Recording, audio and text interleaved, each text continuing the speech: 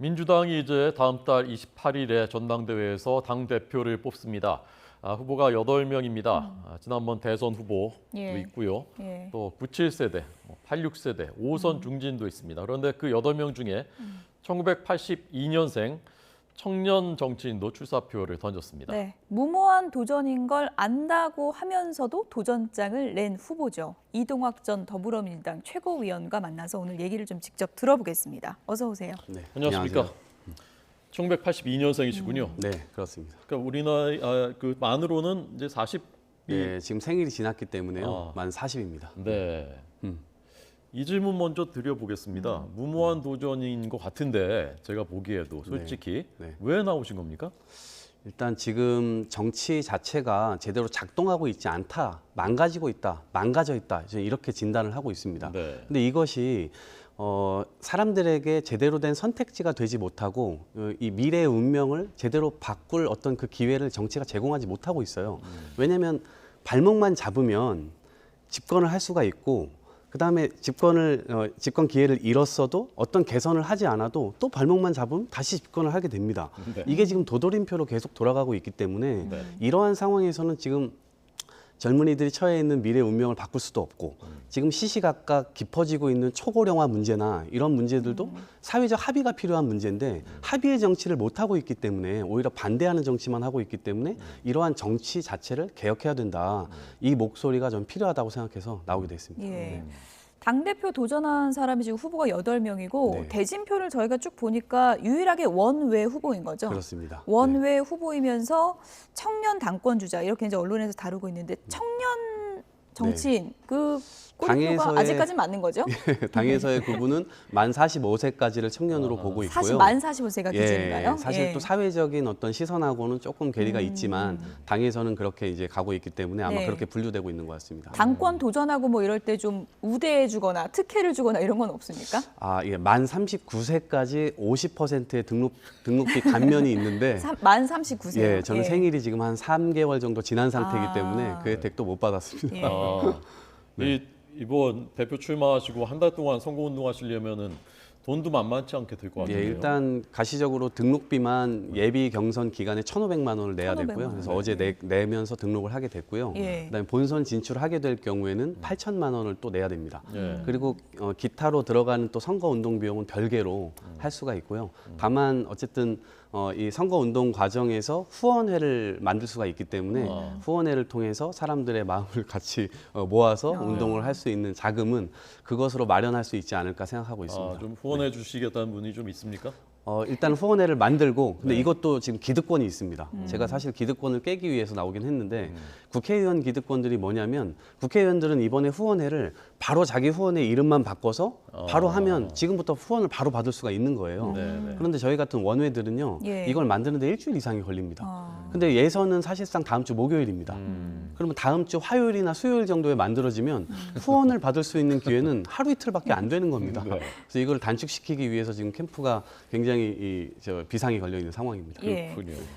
많은 시청자분들이 청년 정치인이라 그러면 정치한 지 얼마 안 됐겠구나 이렇게 생각하실 수 있는데 제가 쭉 이제 찾아보니까 굉장히 오랜 기간 지금 정치 활동을 해온 거잖아요. 네, 제가 2003년에 열린우리당 창당대회장에 창당대회장인지 모르고 돈이 필요해서 이제 아르바이트를 하려고 의자 나르는 아르바이트장이라고 해서 갔는데 거기가 창당대회장이었던 겁니다. 그랬군요. 그래서 어떤 정치인인지 기억나진 않지만 굉장히 가슴 뛰는 연설을 했었어요. 그래서 나도 이 세상을 바꾸는데 좀 보태야 되겠다. 그래서 그 자리에서 입당 원서를 쓰고 가입을 하게 됐죠. 운명 같은 그런 날이었군요. 그렇다고 볼 수가 있겠네요.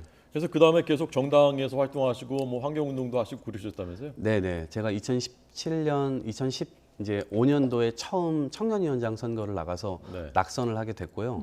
그때 현장에서 좀 인상적인 연설을 해서 현직 의원들을 꺾고 현장에서 1등한 적이 있습니다. 그때 당에서 좀 알려지게 되면서 2015년도에 많은 분들께서 기억하실지 모르겠지만 문재인 대표 체제에서 굉장히 당권 이 분란이 심했습니다. 그래서 그때 혁신위원회가 들어섰고요. 혁신위원장으로 김상곤 위원장께서 들어오셨고 저를 혁신위원으로 지명해 주셔서 당시에 이 활약을 활약이라고 하면 좀 그렇지만 어쨌든 활동을 네. 이 당원들과 함께 이 개혁을 위해서 굉장히 노력을 했고요. 쭉 그런 과정들이 있었습니다. 예. 앞서서도 정치 바꿔야 된다 네. 이런 얘기를 하셨는데 지금 민주당 내에서 쇄신 얘기가 나온 지가 이제 좀 됐고요. 네.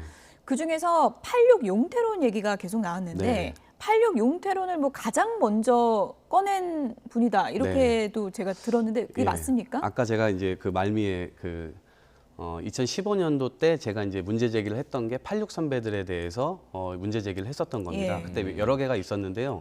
하나는 일단 후배들의 사다리를 걷어차지 말아달라. 예, 후배들이 진입할 수 있는 통로를 계속 만들어야 되는데 예. 그것들이 이제 존재하지 않으니까 지금의 50대, 60대 중심의 국회가 운영될 수밖에 없는 것이고요. 이건 지방의회로 가도 마찬가지입니다. 예. 그래서 모든 세대가 같이 공존할 수 있는 의회, 지금 국민들을 좀 닮은 의회 이런 것들을 지향해 가야 되는데 그런 것들이 좀 안 되고 있는 상황이고요. 그 다음에 어쨌든 이 하청 정치라고 하는 단어를 제가 당시에 사용했었는데 네. 자기의 깃발을 들고 이 나라의 운명이 어느 방향으로 가야 될지에 대한 제시를 좀 하기를 원했는데 네, 그런 게 네. 없었습니다. 그 이전에 약간 어떻게 보면 보스 정치라고 하는 그 밑에서 일을 계속 해왔던 그런 것들이 좀 아쉬웠던 거죠. 그래서 그러한 정치를 좀 해달라. 그리고 마지막으로는 당이 굉장히 어렵고 그러니 내가 살 길만 찾지 말고 험지로 가서 출마해서 당의 외연을 좀 확장하는데 역할을 해주시라. 이런 주문을 드렸던 겁니다. 86 선배들하고 좀 관계가 안 좋겠네요? 뭐 물 드십시오. 네. 네. 86 선배들이 좀 덜 좋아하진 않겠네요? 아니요. 이 자체를 패기 있게 보시고 응원해 주시는 분들도 계시고 뭐 안 좋게 보시는 분들도 계실 것 예. 같습니다. 네. 근데 그 이후에도 뭐 박지원 전 비대위원장도 얘기를 했고 네. 그런 얘기가 계속 나와도 사실 현실적으로는 이루어지질 않고 있는 게 현실 아닙니까? 네, 그런데 이제 계속 이렇게 도전하고 부딪히고 하다 보면 저는 열릴 수 있는 기회가 된다고 보고요. 아마도 이번 국민들께서 야 모르는 사람이 정말 최고위원 후보로도 많이 등록했고 당대표 후보도 82년생이 등록했어? 예. 이 자체가요. 사실은 민주당이 국민들에게 시그널을 주고 있는 것이라고 네. 봅니다. 청년들이 계속 도전할 수 있는 정당이 민주당입니다. 국민의힘도 지난해에 이준석 대표를 뽑아서 전혀 색다른 선택을 할 수 있다는 걸 국민들께 보여주면서 집권까지 성공했잖아요. 그러니까 저희는 가능성이 크냐 작냐 이런 문제보다도 그 모습 자체가 민주당이 변화에 몸부림을 치고 있다. 이런 모습들로 다가갈 수 있을 거라고 봅니다. 국록을 넘어 파란을 일으키실 네. 각오가 돼 있으신가요? 네, 그렇습니다. 그래. 네. 근데 이제 정치가 발목 잡기만 하면 뭐 그다음에 또 정권 잡을 수 있고 이래서 되겠느냐 정치 바꿔야 되겠다라고 말씀하시는데 네. 사실 그 얘기는 다 하는 얘기거든요. 예. 뭐 어느 세대나 다 하는 얘기. 이번 당권 주자들도 다 마찬가지일 겁니다. 네. 그러면 단지 나이가 40대 이제 갓 40대라는 것만으로 해결되지는 않을 거고 내가 하는 정치는 어떤 면에서 어떻게 다르다라는 뭔가 좀 비전이 있어야 될 것 같은데 우선 좀 네, 제가 당대표가 되면 어쨌든 지금 윤석열 정부에서 하고 있는 민생이나 이런 것들을 별로 잘 챙긴다는 느낌을 주지 못하고 있거든요. 네. 오히려 안보, 국방 뭐 이런 쪽에 과거에 캐비넷에서 뭐 서류들을 뒤져가지고 오히려 전 정권을 공격하는 형태의 일들이 많은데 이것은 이것대로 전 대응해 가야 된다고 봅니다. 네. 그런데 다른 한켠에서 진행되고 있는 아주 악화되고 있는 문제들이 많이 있어요. 예를 들면 지금 연금 문제 같은 경우는 적대적 공생관계로 인해서 이것이 토론의 장이 좀 만들어져야 되는데 이런 것들에 발목 잡혀서 이런 것들도 진행을 못하고 있는 상황입니다. 저는 이건 진행시키겠습니다. 그래서 바로 연금개혁 TF 국회에 만들고 국민적으로 같이 공론장을 좀 열 수 있도록 정부 여당과 함께 이 부분은 바로 진행을 시켜버리자. 왜냐하면 지금 초고령화 속도 자체가요. 우리나라가 전에 없이 전 세계에서 가장 빠른 속도로 진행되고 있습니다. 이것으로 인해서 복지 이 지속 가능성에 대한 갈등 혹은 이 초고령화 진행에 따른 의료의 갈등, 그다음에 연금의 갈등 이런 것들은 심화될 수밖에 없거든요. 정치권이 이런 문제는 좀 다루면서 하자. 그래서 감정이 틀어져 있기 때문에 이런 문제도 그냥 후순위로 빠지는 겁니다. 저는 이런 것들을 앞세우지 않고 이런 것들도 동시에 진행시키겠다. 그런 다른 정치를 좀 해보고 싶다 네. 이런 말씀드립니다. 그 고령화하고 저출산 문제 그거 좀 공부하기 위해서 네. 뭐 해외 세계 여행을 네, 다녀오셨다면서요? 그러니까 많은 분들이 청년 정치 하면 청년 무슨 나이만 가지고 정치하냐 이렇게 비판을 많이 하시기도 하는데요. 저는 그걸 수긍하기 때문에 청년들이 더 많은 노력들을 해야 된다고 생각합니다. 그런 점에서 제가 2017년도에 문재인 대통령 당선까지 돕고 3개월 뒤에 바로 배낭을 메고 다른 나라가 이 문제에 대한 갈등들을 어떻게 해결하고 있는지 네. 해결하지 못하면 어떤 파국을 맞았는지 이런 것들을 좀 탐구하기 위해서 2년 좀 넘는 시간 동안 전 세계를 누비면서 이걸 탐구를 하고 다녔습니다. 예. 그런 것들이 이제 앞으로 이제 정치에서 다 녹아 나오지 않을까 그런 기대감이 드는데요. 최근에 이제 언론에서 주목을 받는 청년 정치인하면은 박지원 전 비대위원장을 빼놓을 수 없는데 네. 결국은 당대표 후보가 되질 못했어요. 네. 어떻게 보세요? 아쉽게 됐습니다. 저는 받아줘야 됐다고 보십니까? 저는 이게 정치의 문제였기 때문에 단서 조항이기 때문에 그 단서 조항을 걸어놓은 이유가 있습니다. 이게 정치는 물론 선택입니다.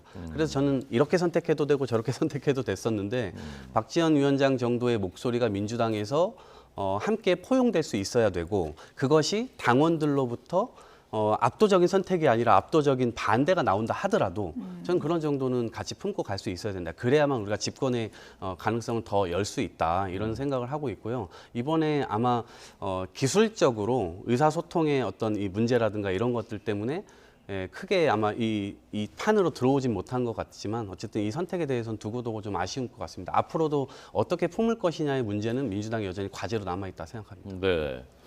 어쨌건 지금 뭐 어대명, 어차피 대표는 이재명이라고 할 정도로 이제 대세론을 형성하고 있는데 한쪽에서는 사법 리스크를 거론하고 있고요. 네. 이재명 대표에 대해서는 된다면 이재명 후보가 8월 네. 28일에 대표 당선된다면 거기에 대해서 어떻게 생각하십니까? 그것 때문에 분란이 일어날 거다 혹은 당이 깨질 거다 여러 가지 우려를 주시지만 저희 당이 그렇게 쉽게 무너지는 당은 아닙니다. 그리고 이제 개인의 사법 리스크 이런 것들은 지금 윤석열 정부에서 어떻게 보면 정치 보복성 이런 것들도 굉장히 많이 가미되어 있기 때문에 원사이드하지 않습니다. 그렇기 때문에 이 부분에 대해서는 우리가 같이 대응을 하면서도 실제로 통합들을 어떻게 해나갈 거냐. 저는 여기에 대해서 지금 이제 공약을 걸고 있는데요. 민주당이 사실은 작은 집에서 큰 집으로 이사를 해야 됐는데 지금 큰 집으로 이사를 못한 겁니다. 문만 크게 개방해놓고 당원들은 계속 들어오게 했는데 예. 그들의 의사소통이나 이런 것들을 쉽게 할 수 있도록 그 체계를 못 만든 겁니다. 예. 그러다 보니까 국회의원들만의 기득권 그리고 의총에서 대부분 중요한 것들을 자기들 의견대로만 결정을 하고 이 과정에서 당원들 다 소외됐던 거죠.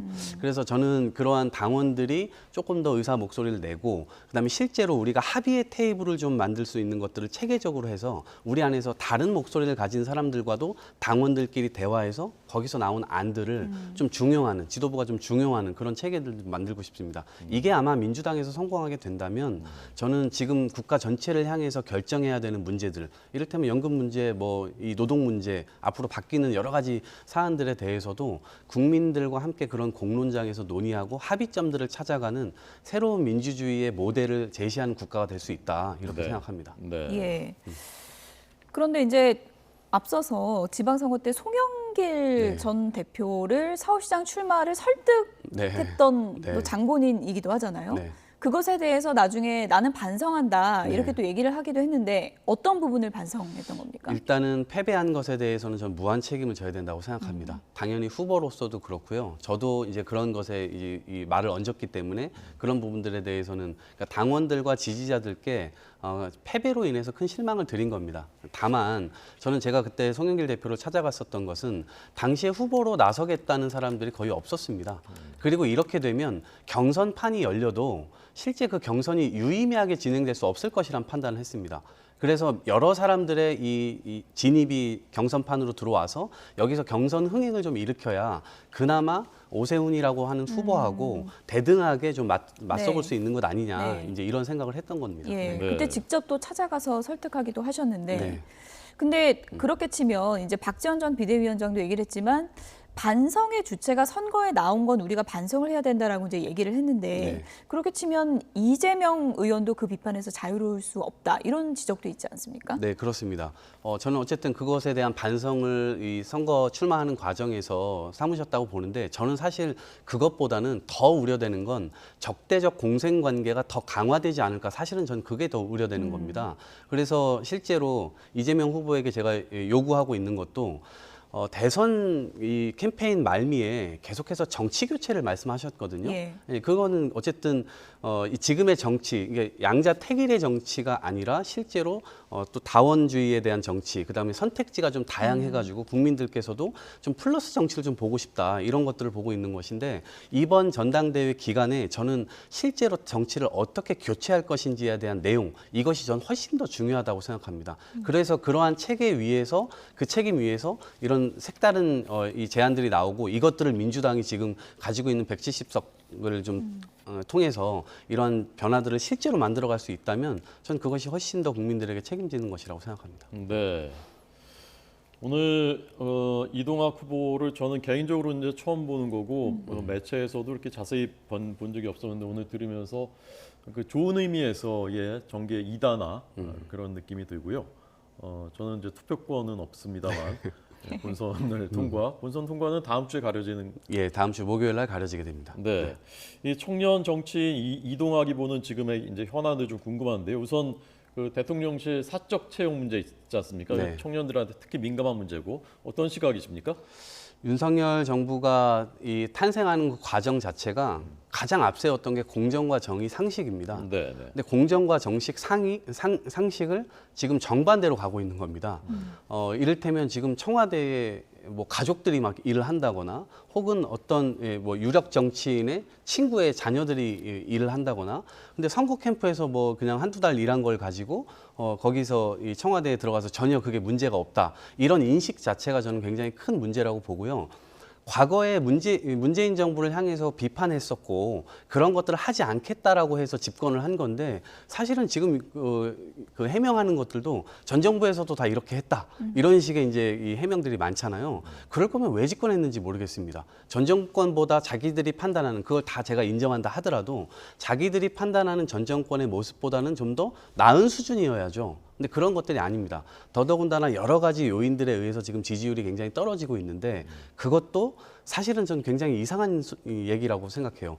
왜냐하면 지지율이 굉장히 높은 상황에서 대통령이 지지율과 상관없이 나는 국민들만 보고 가겠다. 이러면 굉장히 겸손 이런 표현이죠. 근데 지지율이 낮은데 대통령께서 나는 지지율을 관계없이 국민들만 보고 가겠다라고 하는 것은 굉장히 이상한 논리인 것 같습니다. 그런 점에서 저는 사적 채용 문제부터 시작해서 지금 보여주고 있는 국정의 난맥이 실제로 어디에서 시작되는지를 지금 재검토해야 될 시간입니다. 이렇게 생각합니다. 네, 지지율 얘기를 하셔서 대통령 지지율이 하락세를 기록하다 보니까 최근에 이제 민주당 지지율이 좀 상승세더라고요. 민주당이 잘한 부분이 있는 걸까요? 아니면 반사이기일까요? 저는 아까 제가 말씀드린 대로 적대적 공생관계의 표본입니다, 이게. 그러니까 잘하지 못해도 올라가는 겁니다. 저는 민주당이 지금 잘하고 있지 않다고 생각하고요. 지금 이제 잘하기 위한 과정으로 이제 들어갔다 이렇게 보지만 국민들께서 우리가 잘한 게 없는데 이렇게 해서 반사이익이 되면 국민들께서는 또 수혜를 보는 게 없습니다. 그래서 저는 우리가 실제 개선을 이뤄내고 혁신을 이뤄내고 그렇게 했을 때 국민들로 선택받는 것이 진짜다. 이제 지금 사실은 잘한 게 없는데 선택받아서 당선된 대통령 이렇기 때문에 바로 그런 지지율들은 거품처럼 빠져버리게 되는 겁니다. 그래서 좀 잘하기 경쟁을 할 수 있는 정치 체계 이런 것들을 만들 필요가 있습니다. 네. 탈북어민 북송 문제 현안인데요. 어제 그 통일부가 영상 공개를 하면서 탈북어민 북송이 이제 강제 북송이라는 정황이 명확해지고 있거든요. 그 부분은 어떤 관점에서 보셨습니까? 우선 우리가 뭐 이미 정부에서도 판단을 하고 있었잖아요. SI 정보라든가 일단 그런 건데 넘어왔을 때 자신들이 자백을 한 거예요. 근데 그 자백과 이 정보가 일치를 했기 때문에 실제로 16명의 선원을 죽였다고 자백을 했고 그러면 그것이 인도적 송환의 대상인 거냐 아니면 국외로 추방해야 되는 대상인 거냐 이 성격은 명확하다고 봅니다. 그럼 우리가 이거를 받아줘야 되는 건지 아니면 인도적으로 예우를 해가지고 송환을 해야 되는 건지 그런 것들에 대한 입장이 오히려 국민의힘에서는 지금 미흡하다고 생각합니다. 그런 것에 대한 입장을 먼저 명확하게 밝혀주면 그 전제가 서야지 나머지가 논리가 좀 될 텐데 전제에 대한 논리가 저는 성립되지 않는다 이렇게 생각을 하고요. 그래서 저는 저희 정부에서 어쨌든 그렇게 한 것에 대해서는 전 옳았다고 생각합니다. 그 판단이 너무 절차적으로 성급했다는 지적에 대해서는 어떻게 보세요? 그 과정도요. 사실은 뭐 그 국민의힘에서는 뭐 한두 달 정도 뭐 이 그 조사 과정이 있었어야 됐던 거 아니냐 뭐 이런 얘기를 하는데 전례적으로 그런 적이 없었습니다. 그리고 실제 충분히 합동조사단을 통해서 그런 조사들을 했었기 때문에 저는 그 조사에 대한 내용은 저희가 신뢰해야 된다고 생각합니다. 네.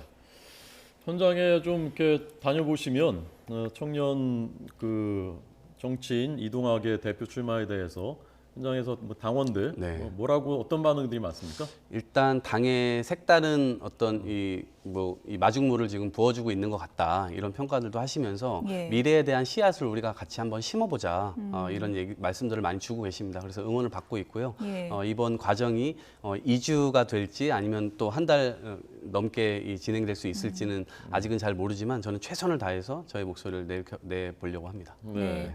반사이익이 아니라 이제는 잘하는 정당이 돼야 된다고 네. 하셨잖아요. 네. 지금 민주당에서 올해 이제 함께했기 때문에 최근에 이제 내리 선거 3번의 그 실패를 가까이서 보셨는데 네. 이것부터 민주당은 안 고치면 큰일 난다 하는 게 있으면 한 가지 좀 얘기를 해주시죠.